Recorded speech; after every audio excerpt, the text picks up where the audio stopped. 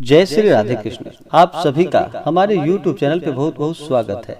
आइए आज सुनते हैं सोमवार व्रत की कथा। सोमवार का दिन भगवान भोलेनाथ को अति प्रिय होता है। सोमवार के दिन जो भी सोमवार का व्रत करते हैं, कथा श्रवण करते हैं, भगवान शिव की सोमवार के दिन पूजन और उनका अर्चन करते हैं, इससे भगवान भोलेनाथ अति प्रसन्न होते हैं। भगवान भोलेनाथ एक ऐसे देव हैं जो कि अपने भक्तों के ऊपर थोड़े से जल से ही प्रसन्न हो जाते हैं और अपना कृपा बरसाते हैं।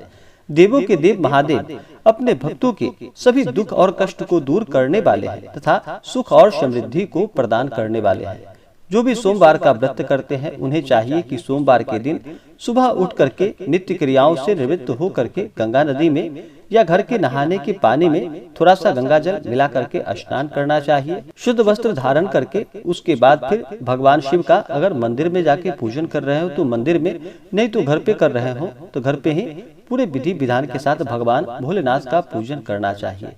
जब भी भगवान भोलेनाथ का, भगवान शिव का पूजन किया जाता है तो उनके साथ शिव परिवार का भी पूजन किया जाता है। तो किसी भी कार्य में सबसे पहले तो भगवान गणेश का पूजन किया जाता है, तो भगवान गणेश का पूजन करे। उसके बाद भगवान शिव के पूजन में नंदी देव का पूजन किया जाता है, तो उसके बाद नंदी देव का पूजन करे। फिर भगवान के गणों का पूजन करे, जैसे कि श्रृंगी, भृंगी, कृतमुख, कार्तिकेय, कुबेर देवता आदि का पूजन करे। उसके बाद भगवान शिव और माता पार्वती का पूजन करे।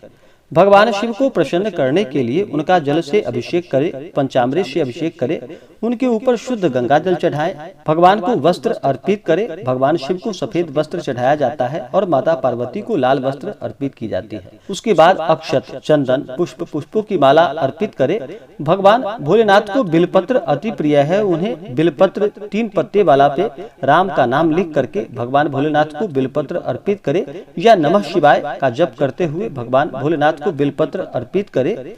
उसके बाद भांग, धतूरा, शमी पत्र आदि चढ़ाए, धूप दीप दिखाए, अनेक प्रकार का नैवेद्य अपने श्रद्धा भक्ति भाव के साथ अर्पित करे, द्रव्य दक्षिणा चढ़ाए, पुंगी फल, तांबूल, लौंग, इलायची के साथ में मुख शुद्धि के लिए चढ़ाए। उसके बाद फिर सोमवार व्रत का कथा श्रवण करे या भगवान शिव के स्तोत्रों का पाठ करे, इससे लाभ की प्राप्ति होती है। उसके बाद भगवान की आरती करे। इस प्रकार से भगवान शिव का पूजन करे तो लाभकारी होता है। तो आइए सुनते हैं सोमवार व्रत की कथा।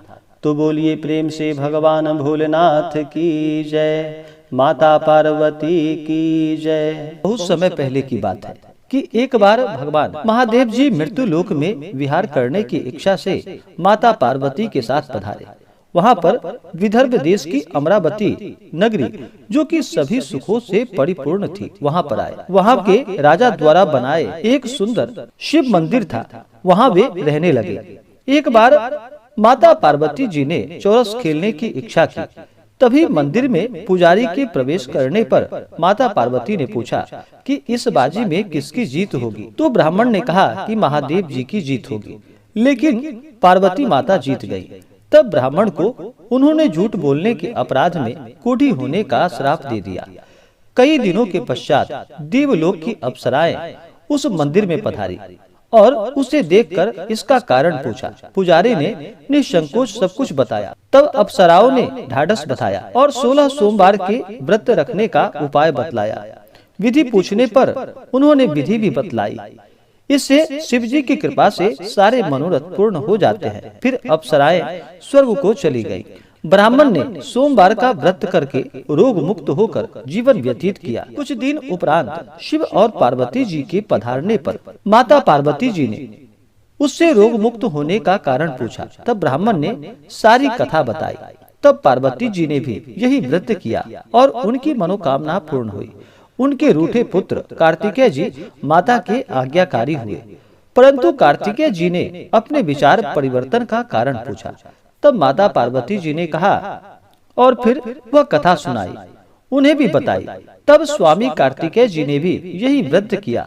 उनकी भी इच्छा पूर्ण हुई। उनसे उनके मित्र ब्राह्मण ने पूछकर यही व्रत किया। फिर वह ब्राह्मण विदेश चला गया और एक राजा के यहाँ स्वयंवर में गया।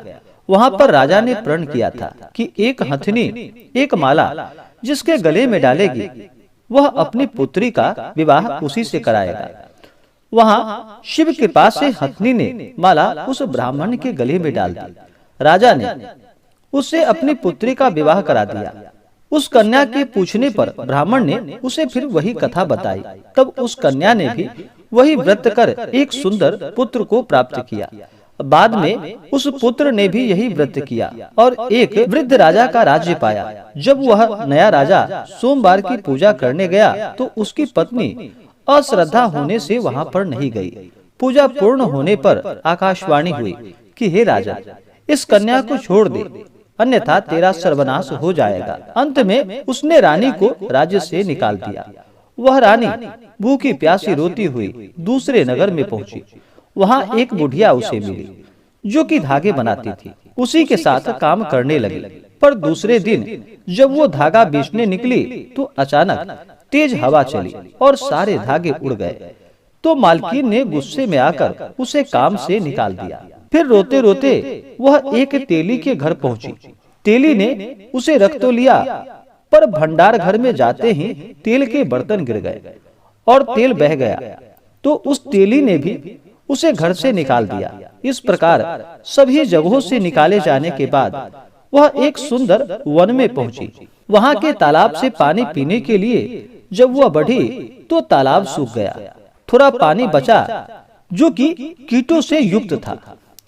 उस पानी को पीकर वो एक वृक्ष के नीचे बैठ गई, परंतु उस वृक्ष के पत्ते भी झड़ गए।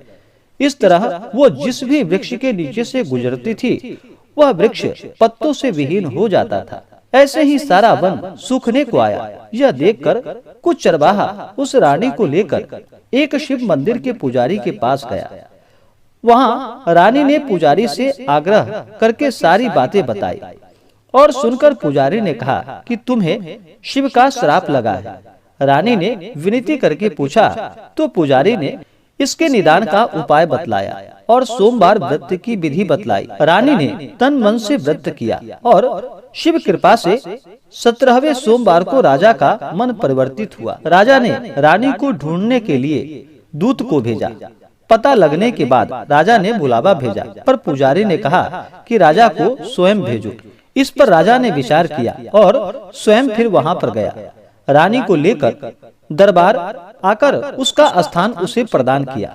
संपूर्ण शहर में खुशियां मनाई गई। राजा ने गरीबों को काफी दान दक्षिणा दिए और शिव के परम भक्त होकर नियम पूर्वक 16 सोमवार का व्रत करने लगे और संसार के सारे सुखों को भोग कर अंत में शिव धाम को गए। इसी प्रकार से जो भी भक्त सच्ची श्रद्धा के साथ, नियम और निष्ठा के साथ भगवान भोलेनाथ का पूजन करते हैं, सोमवार का व्रत करते हैं, कथा श्रवण करते हैं, भगवान भोलेनाथ इससे अति प्रसन्न होते हैं और अपना कृपा प्रदान करते हैं। तो आशा करता हूँ कि यह जानकारी आपको अच्छा लगा हो। ऐसे ही ज्ञानवर्धक जानकारियाँ प्राप्त करने के लिए हमारे इस चैनल पे अगर आप नए हैं तो चैनल को लाल बटन दबा करके सब्सक्राइब करें, साथ में बेल आइकन घंटी दबाएं ताकि मेरे वीडियो का नोटिफिकेशन आपको समय से मिलता रहे। वीडियो को लाइक करें, शेयर करें। सुखी रहें और स्वस्थ रहें। जय श्री राधे कृष्ण। धन्यवाद।